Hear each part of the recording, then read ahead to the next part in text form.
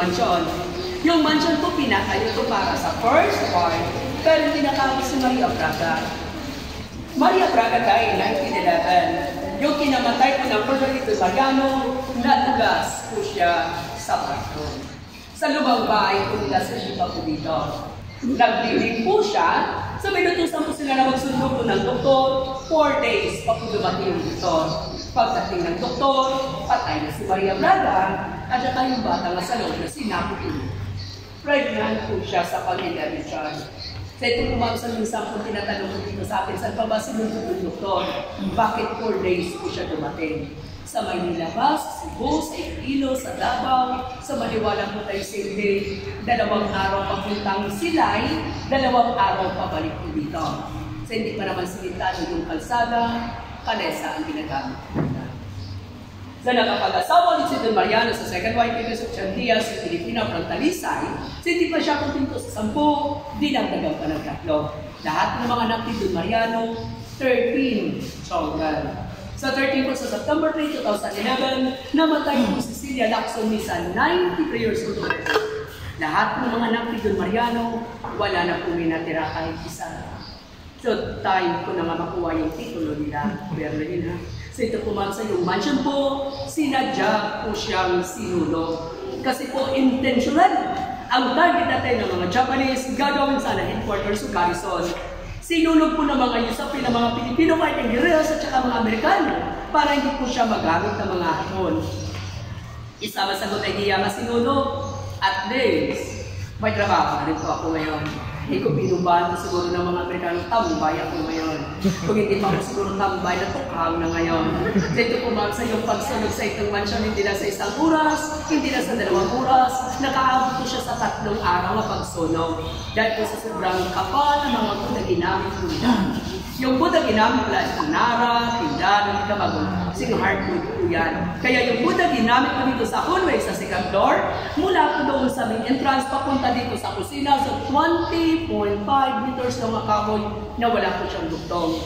To, in-stick po dito. So, ganyan po siya kakapaan. Kaya sa 3 days, ito na lang po natira yung stock na dahil po sa sobrang tibay, yung mixture ng semento po nila, 1:1.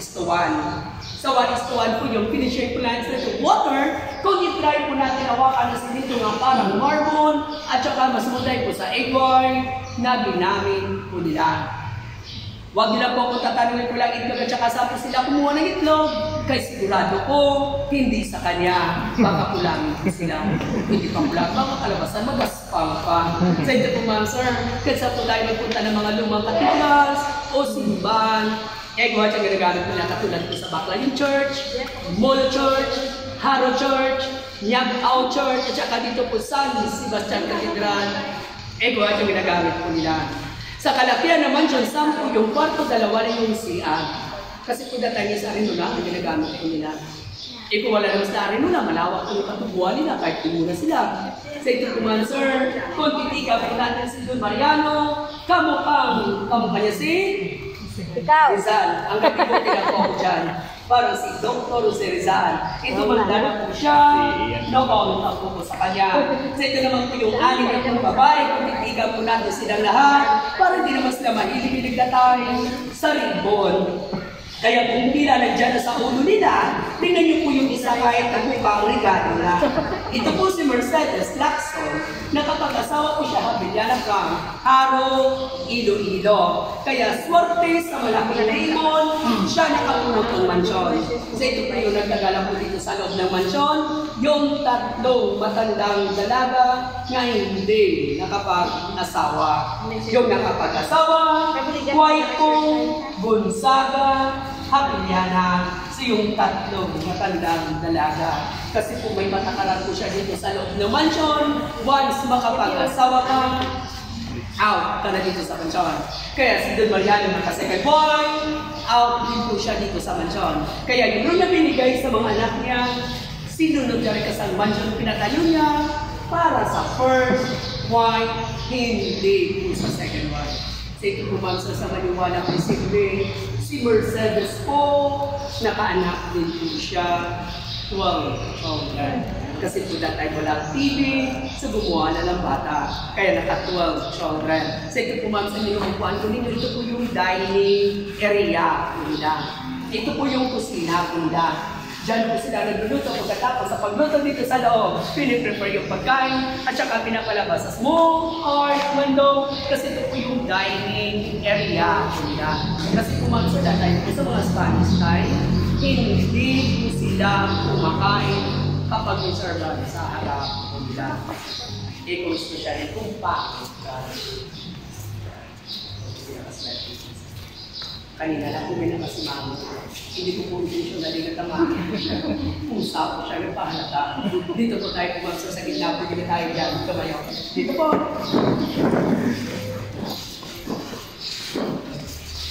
Sa ito po ma'am, sa itaas po yung family room, sa kabila po yung master's bedroom. Sa ito po yung living room. Ito po yung mga kwarto po ng mga lalaki. Sa itaas naman po yung mga babae. So nakawunin po na tayo sa na nakalagay po dito sa simento. Lahat ng mga wood na sunog na tiles is original tiles from Spain pa po yung mga tiles nila. So ito po ma'am sa yung tinatawag na machuca tiles. So ito po ma'am sa yung pinaka-main entrance, side entrance. So lahat po ng mga anak ni Don Mariano hindi po dumadaan sa main entrance. Dito po sila dumadaan sa side entrance kasi po yung main entrance para sa mga bisita. Kaya tatanungin ko kayo pagdating yung kanina, saan kayo dumaan? Sa main, sa side, sa likod. Kung sa main, mga bisita po kayo. Kung sa side, sa mga anak po kayo. Sa likod, mga katulong po kayo.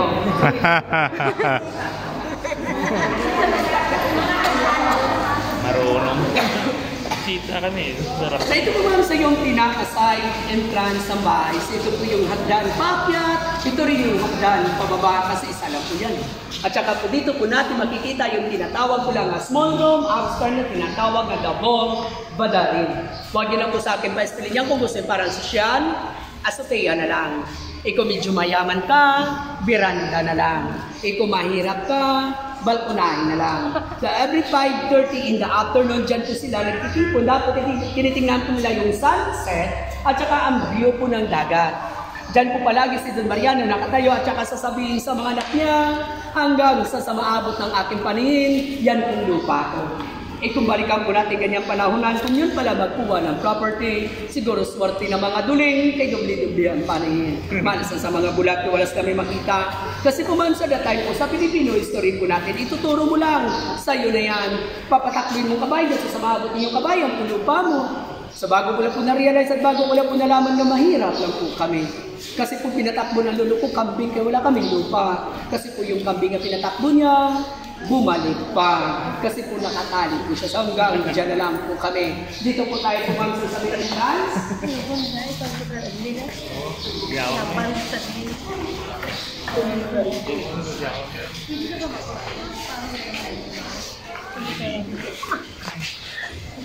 So ito po man si Don Mariano po isa ka sugar baron. Kaya meron po isang chimney nandiyan po sa labas. May puno sa itaas. Yan po ang chimney ng Mas Cubado Mill. Diyan po dati dinilit ang Mas Cubado ng asukal. Yan po yung tinatawag na aso karera. Aso karera di ba mas? Aso karera di papang. Sugar mommy, sugar daddy. Sa Spanish word yung po tinatawag na makina di vapor di porno economico. O parang hindi na tayo mahirapan na mag-isip niyan, aso karera pa rin yan. Sa mga taga-Iloilo, may arak ka muna sir dito sa inyo. Sa ano na siya be? Sintran. Pero sa matutuwa, ano na siya be? Amborong. Uya ang tao. Malapit na ibang bagita dito, tambutso. Ligisan sang tubo. So, simboryo na sa yan. Oo. So, aso karera yan. So, content is original content dito yan. Kasi kung pagkatapos sa pag-construct ito ng bahay, sinunod po yung fountain kaya ang fountain original. So, meron na po kami inay sa mga kunting basa-basa kasi kung pagkatapos sa pagsunog, abandon po siya, 6 to 7 years. Ginawa to ng mga squatter to CR, binabog dito lugar. Isa sa ako ni Don Mariano sa Mr. Raymond Avellana is a great grandson. Siya po naka-isip siya, naka-idea na gawin isang tourist park. Kaya 17 years na po kami open sa public. So nakuha na rin po namin yung 10 award. So ito po ma'am sa kaya tinawag din po kami The Tanch Mahal of Negros. Dahil hindi lang po siya sa kagandahan. Sa yung love story nilang dalawa na nakaukit sa buong mansion. Gusto nyo makita? Yes O, naman. hanapin nyo. Ituro mo eh. Ma'am sir, ano nga mga letter? Iyang. Suppose po hindi po siya letter A, so stands for Mariana tsaka Maria facing each other. So pinatayo yung dalawang M, pinagharap po sila. Eh kung pwede natin mabaliktad, nagbukang McDonald na po. Ay. Kaya pinatayo. Yan po ma'am sir, lahat po ng mga story ng mga lakson. So thank you for coming. Enjoy lang tayo sa pag-ikot. Enjoy lang kayo sa pagkuha ng picture nga walang sasama. Mas maganda magkuha ng picture kung wala na rin kayo kasi po importante yung background, hindi kayo. So ito po ma'am sir, pini-invite ko rin po kayo pumasok po sa coffee shop at saka sa restaurant. Swerte nyo makapasok kayo, swerte nyo makabili kayo, swerte nyo makalabas po kayo. Kasi po maya-maya, sunugin ko na rin po yan para na-dose din yan. So my name is Mars Lacson. Yung Lacson ko po, L-A-K-S-O-O-N sa local version. So yung may-ari nito ngayon, ako sa Toad, ako yung ako sa Ingron. Yung Ingron, tinatanggal, pero yung Ingron, bumabalik. So tanggalin mo ako nila, babalik pa rin ako sa kanila. So ito po ma'am, sa bago po ako umalis sa Rabia, baka may katanungan pa po kayo. Sige po. Tanong? Ma'am? Sa dalang tamburong, man. Siyempre sa pamilya nila, ma'am, hindi man ko pili mag-imo-imo istorya kasi hila nila din. Oo. Sa tanong, wala gid? Kamu yung tagay dito, wala gid kamu ipamangkot? John B. Lacson. John B. Lacson is anak ni Don Mariano.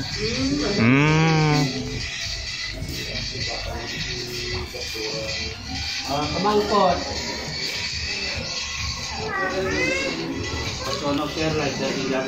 Hindi sir, butane.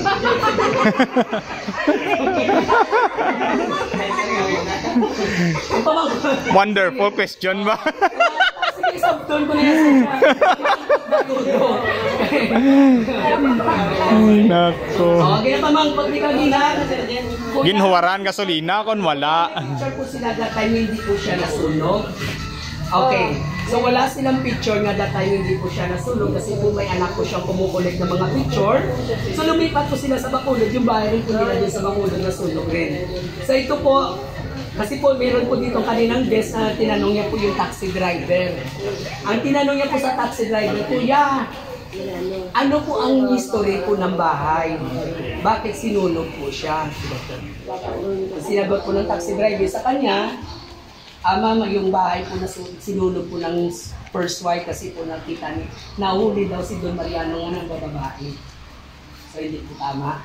Yung isang tricycle driver naman po nawalan daw ng budget kaya hindi po daw natapos. Okay. So ito po ma'am, sir, ipapakita ko lang po sa inyo yung picture nga that time na hindi po siya nasunog ha.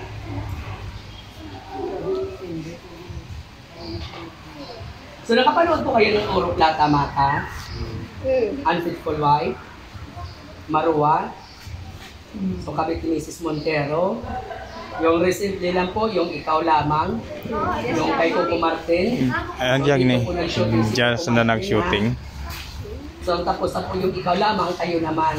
Okay, so ito po yung picture na that time hindi po siya nasunog.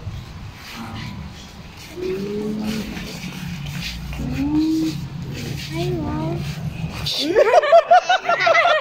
Bawal, sir. Bawal? Oh, wala bawal, umara. Na. Okay, so ito naman po yung picture na pag-construct since 1920. Ha? Breaks, sir. Breaks the time. Bawal naman ha. Aging pa, Gana, oh. Okay. So ito naman po yung picture nga that time nga hindi pa siya na-open sa public, sir, ha? Ang ginagawa. So hindi pa siya na-open sa public. Colorful pa. Nalig atong una mo ano man to buhay. Ara na. Ara na. So ito na po yung may-ari nito ngayon. Okay na. So ka na. May ara na nga ebidensya. Oh. Siya yung may-ari na, ha? Ha? Oo. May ebidensya na de. Ano yung apo. Apo sa Ingron gali. Pero that time, so hinahanap din po yung loob po ng picture. So hindi ko po pa makita hanggang ngayon. So meron po sa mga relatives po nilang hindi pa nagbigay po dito ng picture. So kaya po hanggang ngayon sa iyan po hinahanap ko po. Kasi kung at least may maano po tayo na sino po yung natanong, meron kami sasagot din papakita sa kanila. Basi kung may natago-tago to sa baul. Mayroon po sila, sir, may nakuha po kami doon sa original na septic tank po nila. Dito, Nilinisan namin. mayo kay wala na basa, no? Mayo lang kay wala na basa. Tuyo na yun, sir. Tuyo na. Turing na gali to. Sir? Okay. Ang ginawa ng pamangkot mo, kung wala ka gadali, itis ang tag-iya. Kay kayon tang iya ano to eh? Barato lang. Kaya hindi na pamangkot. Kuya, sino po yung architect? So, ang architect po nito, so Italian architect, so Romanes. So, yan po ang ano po. So, pero hindi sila mag-relative kay Pampilo Lacson. So, Pampilo Lacson in Chinese is Cabitilio de Mariano Spanish from Mundo Iloilo. So, dalawa yung Lacson na pumunta dito sa Pilipinas, so Spanish road at saka Chinese road. That time po yung mga Chinese kung gusto po nila magdala po ng business po dito sa Pilipinas, so bumibili sila ng apelido nila para mag-convert po ng business po dito. Kaya yung ibang Chinese po, binabaliktad po nila yung apelido po nila para mas maliit ang tax na mabayaran po nila. Kami rin po may pagkalain, Chinese din po kami. Kasi po ang lula po Wang. Ang lulo ko naman po Bo. Buang. Buang. Okay? Solve ka na, ma'am. So, thank you. Ito po, ma'am, so mas maganda po dito. Mag-load daw po sa 5:30 in the afternoon kasi po nagtuturning to gold ang mansion. Once kapag tinamaan po siya ng sunset, nag-gold po siya. So, bago ko lang po nalaman, yung egg white pala natamaan ng sunset, nag-i-igyok din. Nag-i-igyok din. Kasi po yung egg white ang ginamit. Okay, so i-post po natin, sir, muna yung ano, sir, yung video Okay. po natin. So, bawal lang po tayo mag-ano. Tapos? So, it's inyo din po ba? So, kasi po yun na